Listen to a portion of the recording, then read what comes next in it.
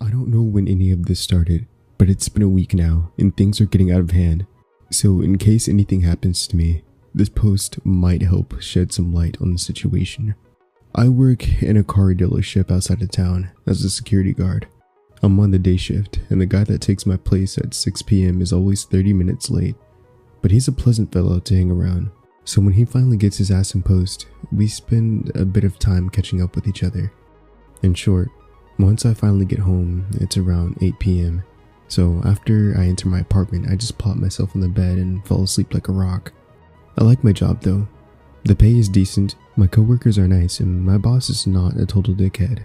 But honestly, I am tempted to switch places with the night shift guy because I don't feel safe staying in my apartment at night. Last Saturday, my boss gave me a week off, said I deserved it after 6 years of doing a good job. An entire week for myself. Man, it felt like being a kid again, you know? I've never had so much free time on my hands before. So that night, after finally getting my apartment in order, I just sat myself on my old ass armchair with a good glass of rum, smoking a cigar. I know, I was spoiling myself. But then it happened. Loud thumping echoes outside of my door, as if an elephant was walking in the hallway. I almost spilled my drink when it happened. It felt like a fucking earthquake. My place is very old, so if an earthquake were to hit me, I was in deep trouble. But earthquakes are a constant, right? They don't sound like footsteps.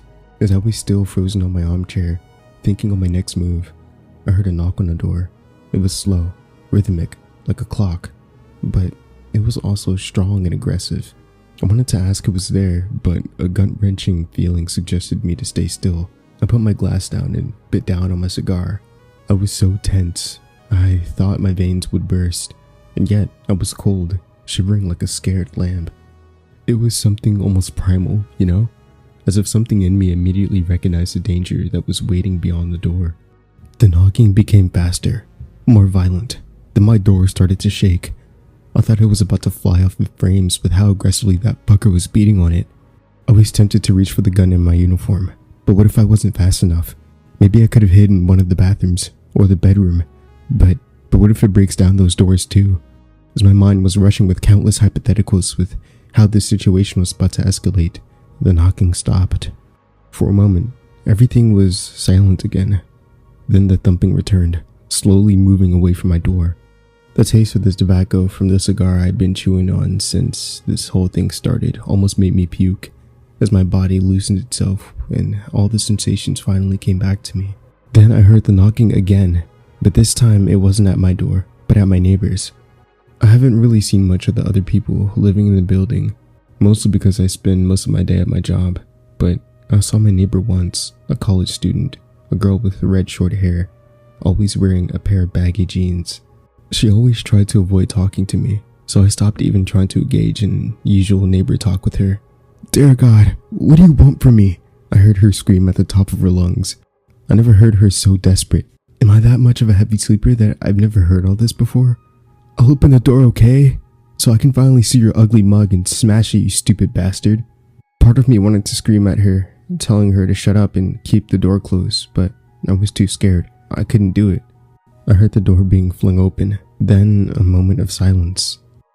Her unassuming surprise was kind of reassuring. Maybe it was just some guy making noises and scaring off people.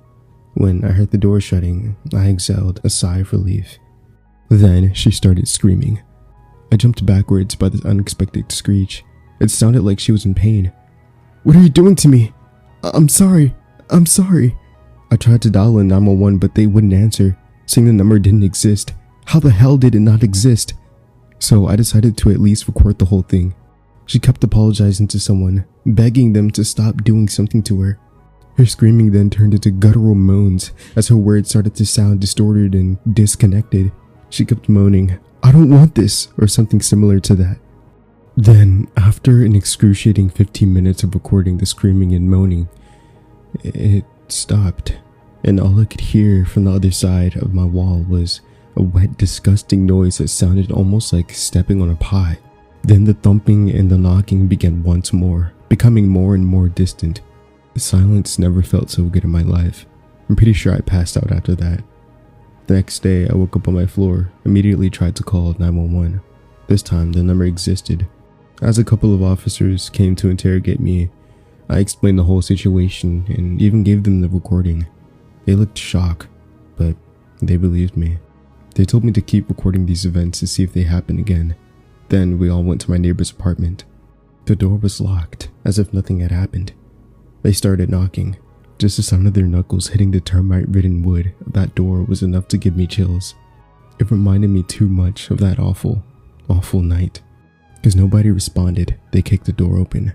The place was a mess, with hundreds of pictures of grotesque monsters attached to the walls and pins and nails, connected together with a red thread, while hundreds of books and tapes were scattered throughout the room.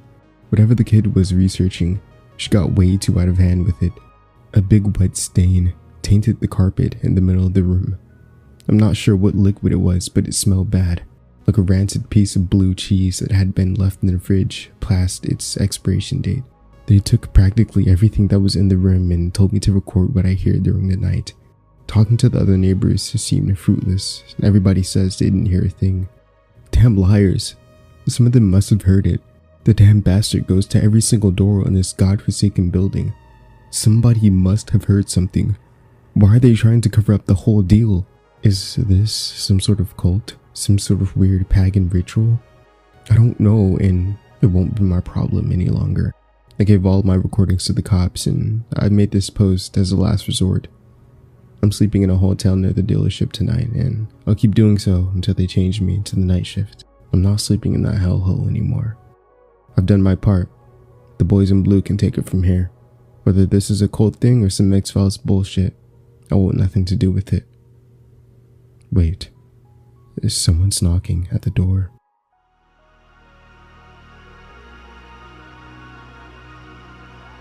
Hope you guys enjoyed today's story. Thank you so much for listening.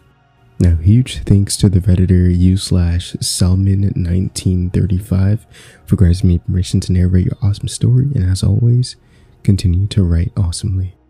Now, once more, I hope you guys enjoyed today's story, and I will see you guys in the next video.